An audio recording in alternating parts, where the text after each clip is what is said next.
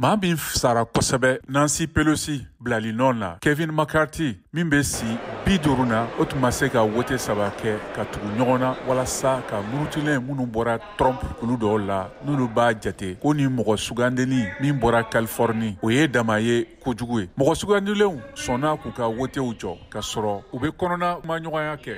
Wasablon so kan ka wote daminɛ ko kura kabini tile 2nan na wa a tɛ bɔ kɛnɛ kan ko cɛ bɔ kura bɛ wuli. Sini laban min na a y'a lasigiden ta ka tɛmɛ vote kelen kan walasa ka bulon ɲɛma sigi o kɛra san 1923 la. Joe Biden y'a jira ko maloya ko don républicain mɔgɔ sugandilen ka gɛlɛya la ka sɔn ka Amérique wasablonba ɲɛmɔgɔ sugandi. O bɛɛ n'a ta u ka jamanadenw caman bɛɛ ye. Diɲɛ tɔ bɛ ka min kɛ kɔngrɛ kɔnɔ o kɔlɔsili Amérique jamanatigi y'o fɔ kunnafonidilaw ye sani a ka taa Kentucky ko ale sinsinnen bɛ jaabi sɔrɔli kan. Donald Trump ye wele bila ka jɛya ka ɲɛsi républicain mɔgɔ sugandilenw ma u ka dɛmɛ don Kevin McCarthy ka cɛbɔya ma Amérique wasablon ɲɛmɔgɔya la. O kɛra jɔrɔnanko ye o dɛsɛ kɔfɛ min ma teli kosɛbɛ tile 1 ka kɔn McCarthy ka cɛbɔ sigiyɔrɔ la Washington.